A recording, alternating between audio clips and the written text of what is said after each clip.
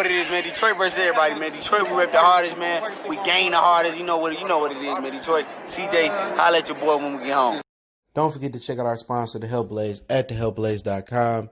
100% all natural products from lotions, soaps, foot soaks, bath bombs, and much, much more. Use the promo code Goodfella1Boxing. Tell them your boy CJ Goodfella sent you. Get 18% off. We out. All right, Showtime released their boxing schedule, and I heard Fox is coming with some heat as well. So let's go over it. Hit that subscribe button, bell icon button, share the video. Appreciate the love, support everybody showing the kid. Make sure you share the video. So as we know, August 1st, it will be Stephen Fulton fighting for the vacant WBO versus Mayweather Promotions fighter Angelo Lee.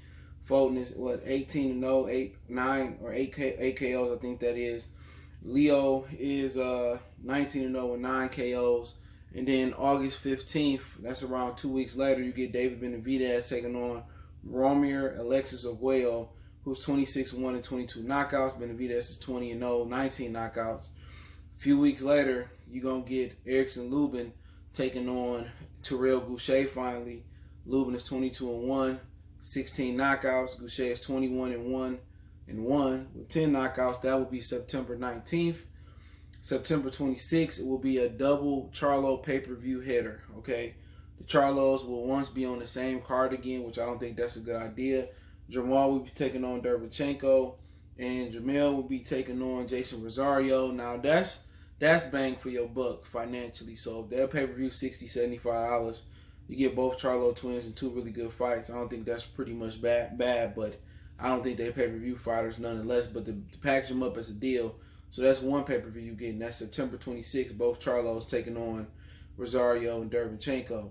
October 10th, you get the IBF interim title fight for Earl Smith's IBF belt. This would be his next mandatory.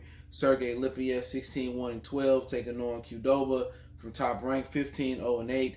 Lipiev is 16-1 and 12, so you get that. Also, you get another pay-per-view October 24th.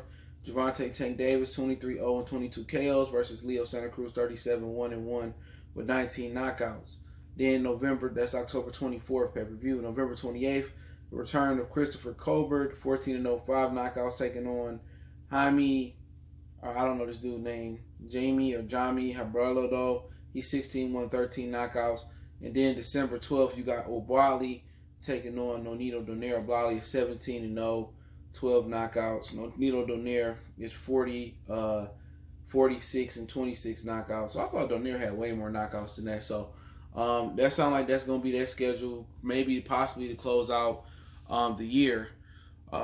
So, I mean, it's a lot of good fights. This is better programming than Showtime gave us last year and the first half of this year so far. Obviously, it wasn't that much boxing going through only January, February, and 2 weeks in March.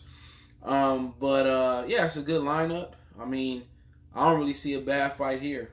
You know, you got a few title fights here. You got 1, 2, 3, 4, 5, 6. You got 6 title fights that I see here, man. So, you know, Leo and Fulton Jr. should be a really good fight August 1st, so I'm looking forward to that, man. So that's Showtime lineup. I heard some things about Fox, and I'll speak on them briefly in 1 second. But, yeah, I'm excited about Showtime lineup. They said they got 9 live events, 18 undefeated fighters, 9 world champion, 8 world championship fights. So I'm not sure what the undercard is going to look like, but you do have 2 pay-per-views on Showtime. The Charlo twins will be headlining one on September 26th. And then, you know, October 24th be Tank and Leo. So, like I said before, I mean, you got Lubin coming back. Also, Lara can be coming back as well. So I guess this is how Showtime going to end off the year.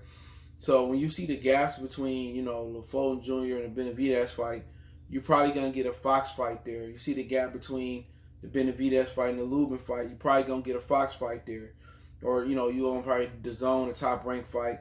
The Charlo twins card, between that and the Lipiev card, it's a couple weeks.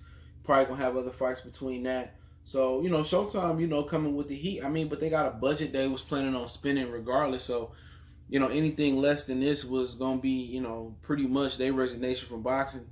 They hadn't been doing a lot of fights. So I don't know if Clarissa will be fighting on Showtime or they'll be doing that. You also got Dimitri Sautier. he also can occupy some showbox dates and some other fighting dates as well too. Obviously, the best fight here, in my opinion, is Charlo and Derevchenko. The best non-pay-per-view fight, I think, is going to be Lipinets and Qdoba. I mean, that's going to produce Earl Spence's mandatory next, and that'd be the interim title holder. So, some good fights. I can't complain. They got a really, really strong lineup. Showtime is coming back harder than they have since PBC, had a partnership with Fox. So, I appreciate these lineups. It's good fights, better than what Top Rank was putting on. Obviously, Top Rank had to do a lot of makeshift things and throwing things together. Showtime is, sat back and let this stuff happen. But still, again, you may not get none of these fights at all, because some of these fights, also, some of these dudes can get the COVID. So don't forget that COVID ain't came and left. So you can see a situation where some of these fights might be called off if they test positive. So, but I don't see a bad fight here. I think it's going to be all pretty much good fights. So you got 9 fights that they lining up. Not sure what the undercard going to look like or how many fights they're going to have on the undercard. So you still might have some really, really, solid fights on the undercard. I heard Fox is probably going to come with a lot of heat too. Earl Spence and Danny Garcia will be pay-per-view on Fox. Who else do we got? Wilder and Fury 3 will be a joint pay-per-view in December.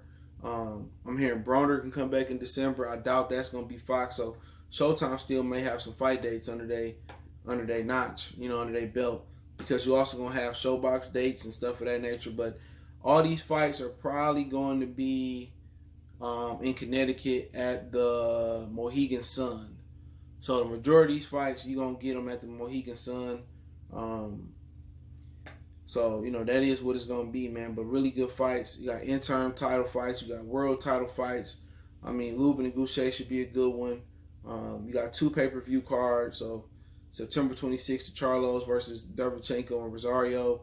You got Tank versus Leo Santa Cruz on October 24th. So, I'm just interested to see what the undercard's looking like. And I'm interested to see, honestly, what, Fox bringing. But I heard Fox is bringing some really good cards as well, too. We do know that 2 pay-per-views I just named.